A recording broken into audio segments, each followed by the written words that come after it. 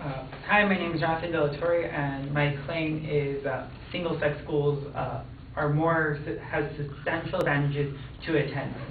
Coming from an all-guys high school, I've seen many different things that have helped me improve, and coming here, I've seen plenty of things that have hindered my learning process.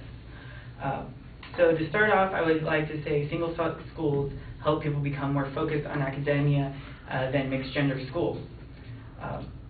Coming from the all-guys school, I know that there's no opposite sex to distract you while in class. While here, it's harder to focus with someone beautiful right next to you. And also, you don't have to impress one of the girls by raising your hand and shouting, "Oh, I know the answer," and being like the smart guy. There's also been tests done by the National Association for Single-Sex Public Education. They did a test in Florida called the Florida Comprehensive Assessment Test, where boys in a co-ed class scored a 37%, girls scored a 59% proficiency, while boys in a single-sex class scored an 86% and girls scored a 75% proficiency on this test. And all of them had the same requirements. The teachers were skilled in teaching that genre of people. They had the same class size, and it was all the same material for this 4th grade class in 2008 or 10, I believe.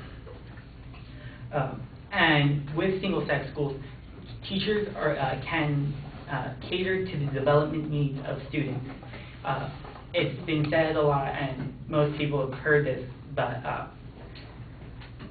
boys develop a lot later in life than women do.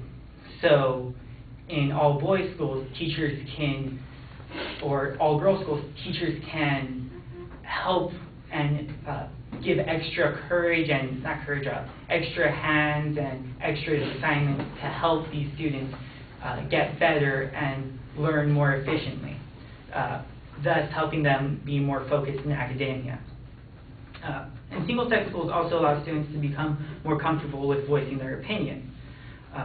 So that gives them a chance to try new things. So I know my senior year, I took a creative writing class.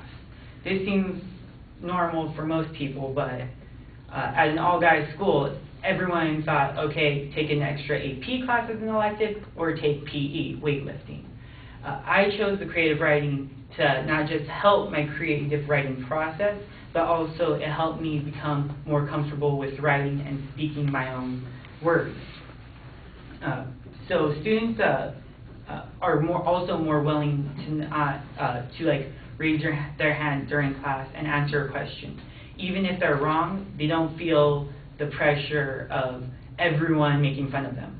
Yeah, they'll get a few jokes against them, but they're more comfortable with their own sex, so they're not constantly being judged.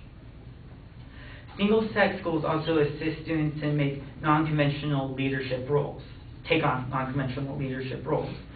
So girls are more willing to take on field hockey, and boys are more willing to join, say, a cooking club, or, as I said, my creative writing class.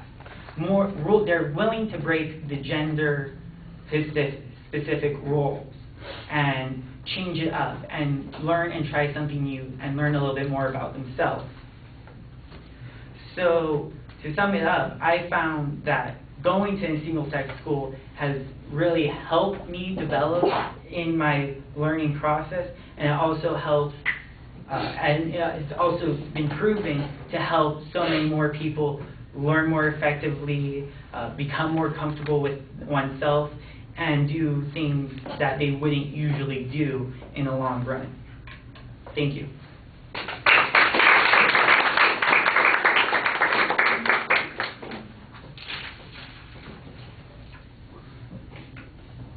You don't need to stand there. You can sit down. I'll give you your comments then. Makes you feel too much like a target if I do that.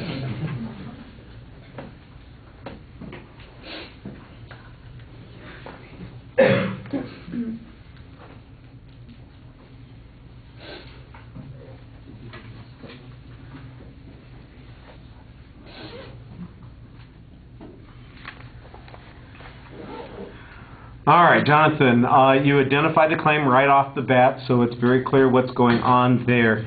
And you signpost the claims as you get to them, but there's no preview of what the body of the speech is going to be. And so I think that you miss an opportunity to help the audience follow the structure in the introduction. Although, like I said, once you got to the supporting points, you usually did an okay job signposting those. I do think that you want to use some numerical signposts as well as the claims that you have, and that would clarify it a bit more. On each of those points, you kind of explain the concept that you're talking about. And I thought you did an excellent job in explaining concepts. There was not really a problem in understanding the point that you're trying to make. I think the weakness of the argument has to do with the evidence that you use to support it.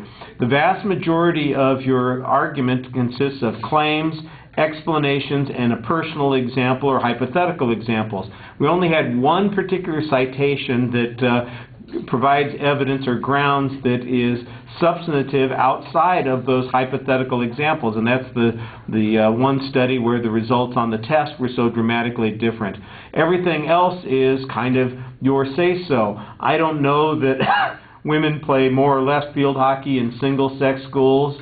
I don't have any evidence that points to that. I don't know that guys are unwilling to take cooking classes or that they take more cooking classes in single-sex schools. It may very well be the case, but all I've got is your say-so on this. Your explanations about why there would be benefits, I think they are intuitive and they seem to make sense, but you know what? Sometimes research doesn't bear out these notions that there is a substantial difference, that people, like guys, are worried about impressing women. By the way, I'm really amazed that anybody believes that guys try to impress women by raising their hand in class and answering questions. If that was the case, I'd get a hell of a lot more audience participation. So I'm a little iffy on that point to begin with. I thought you did a nice job speaking to the audience and making things clear. So it's always clear what your argument is. What's not clear is what the grounds for believing that are, other than kind of your belief in this and your first-hand experience. All right, thank you.